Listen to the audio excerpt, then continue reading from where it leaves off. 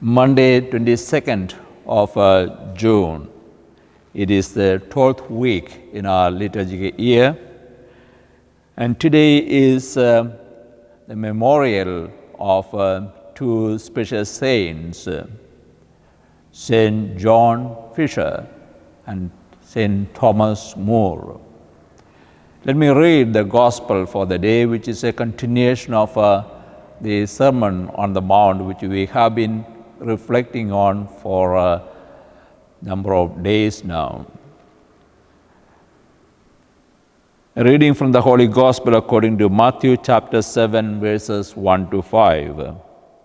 Jesus said to his disciples, "Do not judge, and you will not be judged, because the judgments you give are the judgments you will get, and the amount you measure out is the amount you will be given. Why do you observe the splinter in your brother's eye and never notice the plank in your own? How dare you say to your brother, 'Let me take the splinter out of your eye,' when all the time there is a plank in your own? Hypocrite, take the plank out of your own eye first, and then you will see clearly enough to take the splinter out of your brother's eye." The Gospel of the Lord.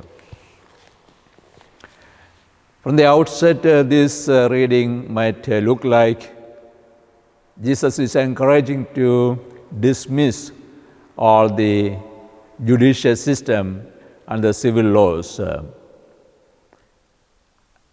Actually, the message is far from that. This is an address Jesus made to the disciples who are to live in a community of the believers. There, bickering or criticizing brothers and sisters behind their back or at the face is not going to help build up the community. That's why Jesus said, first of all, you have an examination of your own conscience and see how you are going. Don't simply criticize your brother and sister. That's not going to help. There are people sometimes need a correction. This is not dismissing that.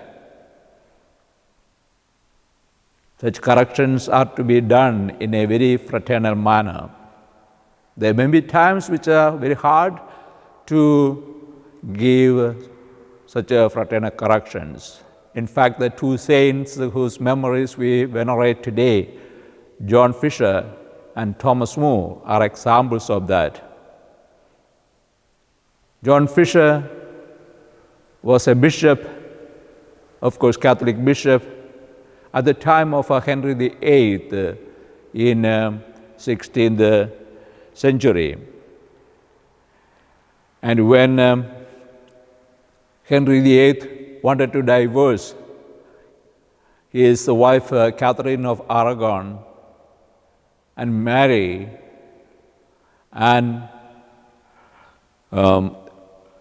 Boleyn,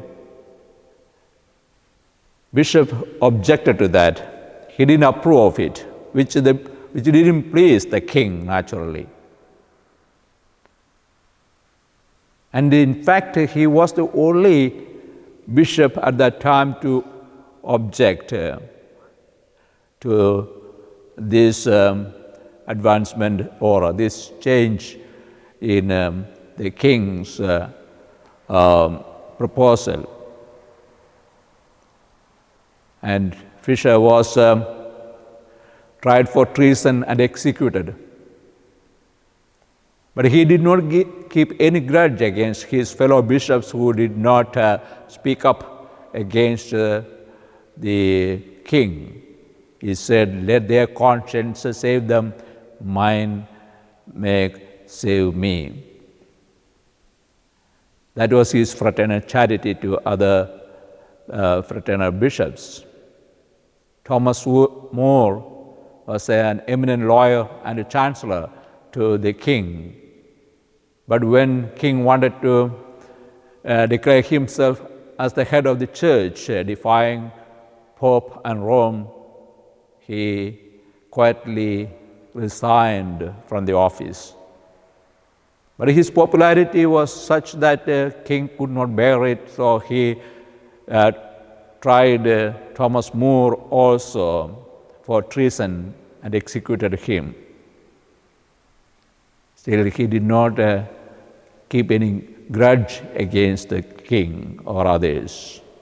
He said, still,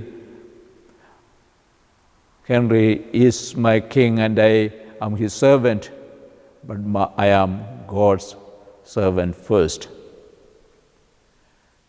May these two memories help us to be encouraged in keeping the gospel values and not actually judging others even in the trying times, yet standing up for truth.